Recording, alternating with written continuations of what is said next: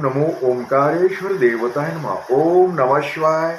ओम नमः शिवाय. अवधूत चिंतन श्री गुरुदेव दत्त.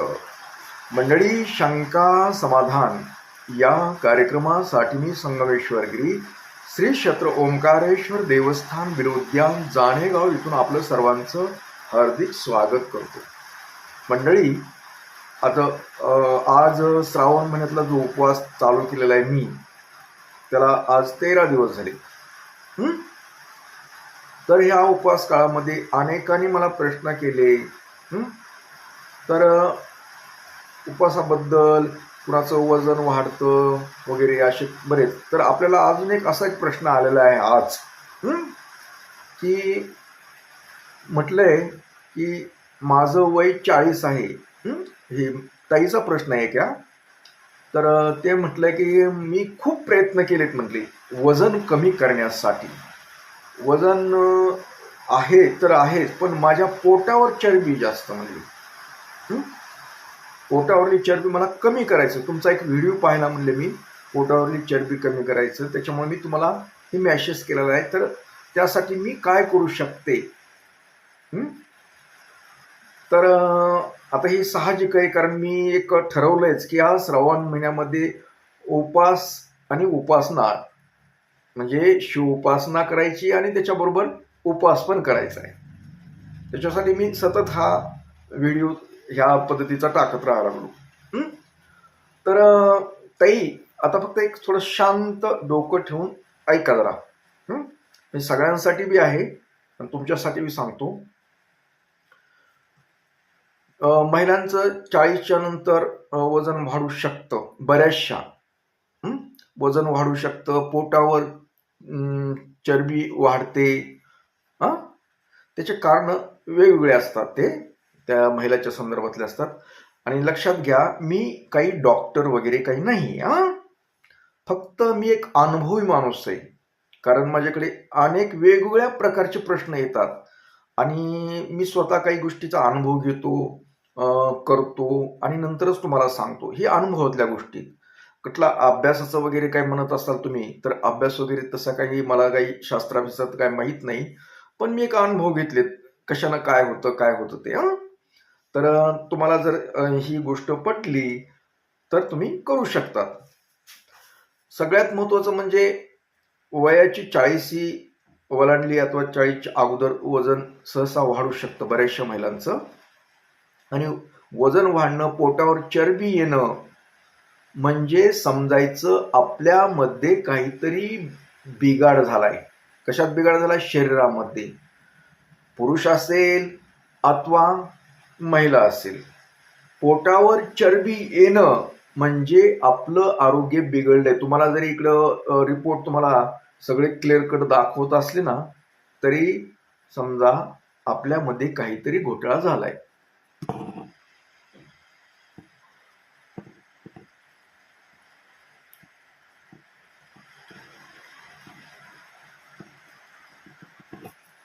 तर घोटाळा म्हणजे काय? की शरीरामध्ये काहीतरी घोटाळा होतोय.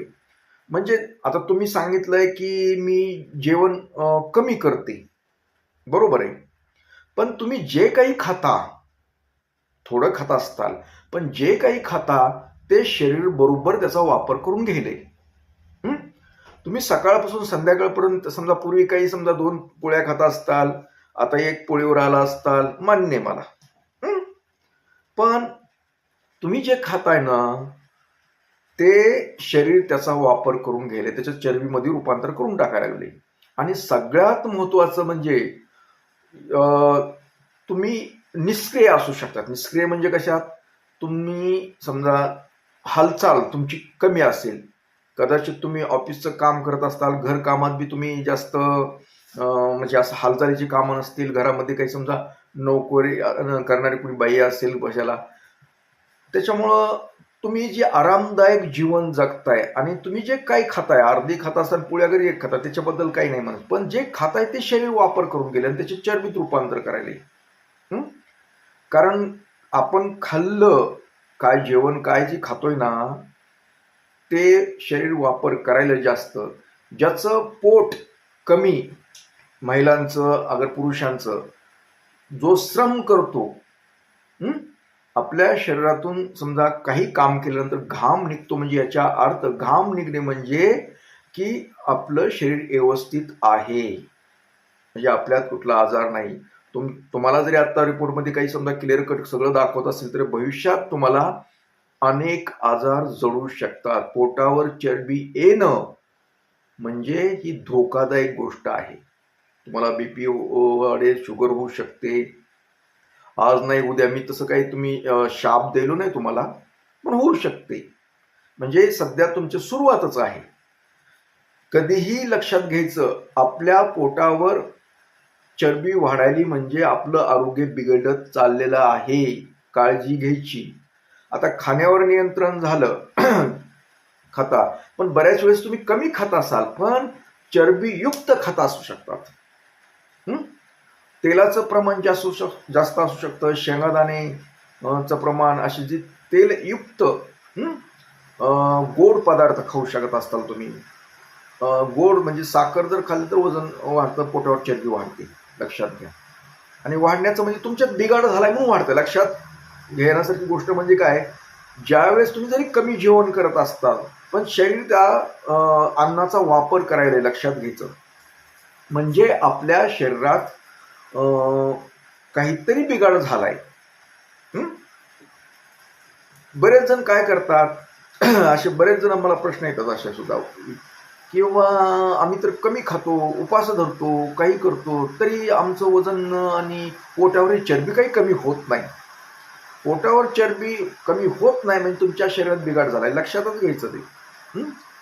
खाऊन तर कमी करावंच लागेल, पण आपला थोडी हालचाल, थोडाफार व्यायाम, चालणं, या गोष्टी सुद्धा करणं गरजेचं असतं. तुम्ही आरामदायक जर जीवन जगत असताल तर कधीही तुमच्यासाठी ती धोकादायक आहे.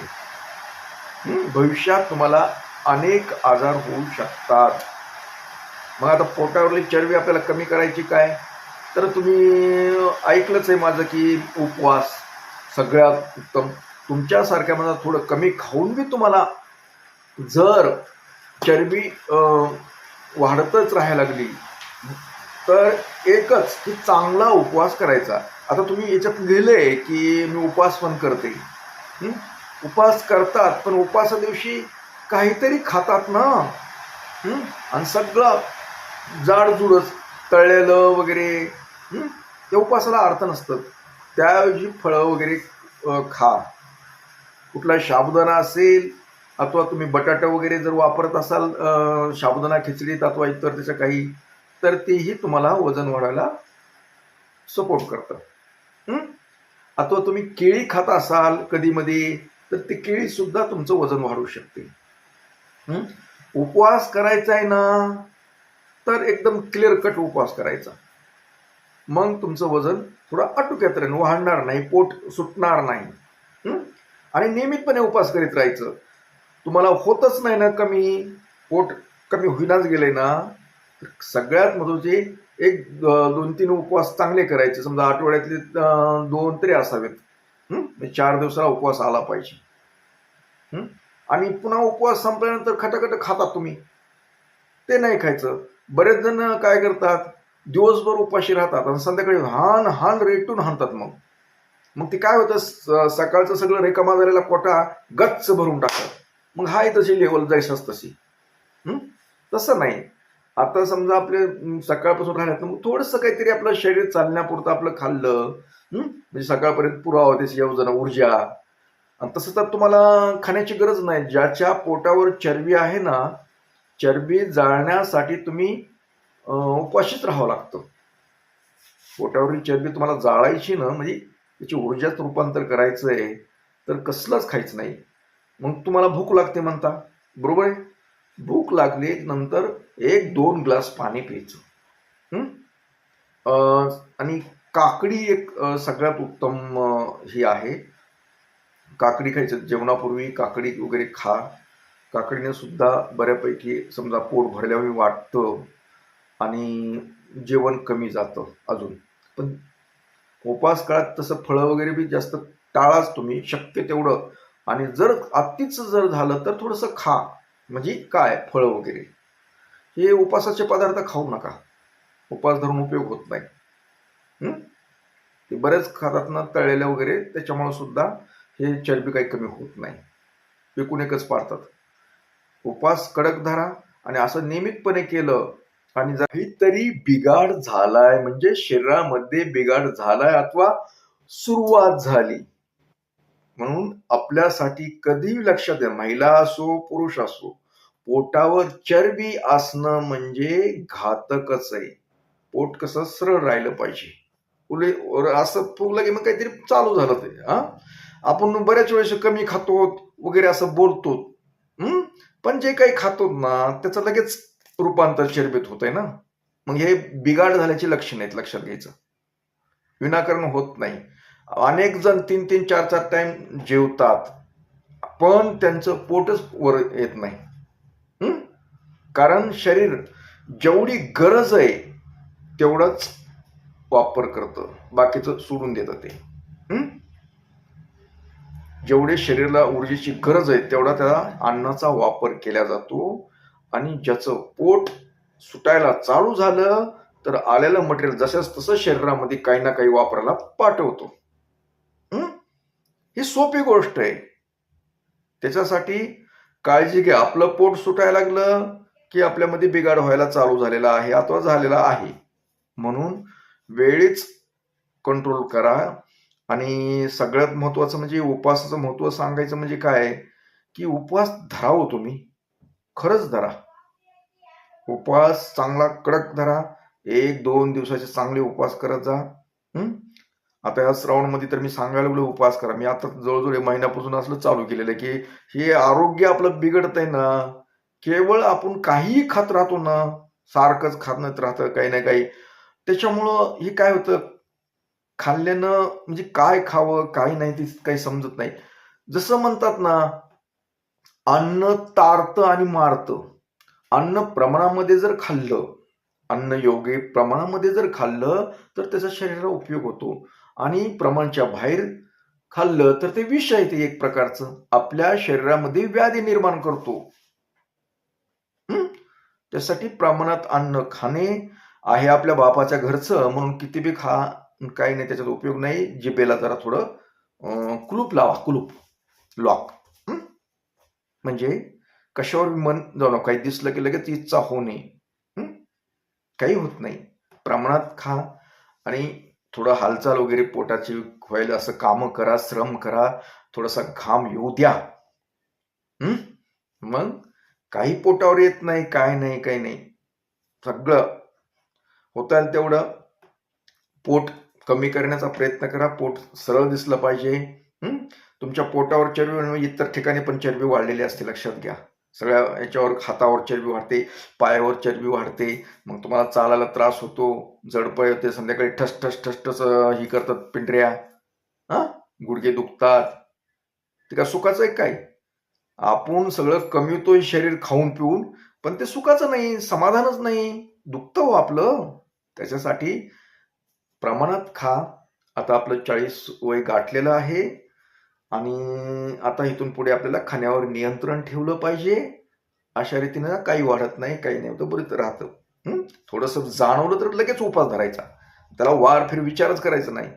आपल्या पोटाचा घेर थोडासा वाढायला लागला की डायरेक्ट चांगला कडक आमच्यासारखा उपवास करायचा, नुसतं पाण्यावर राहायचं,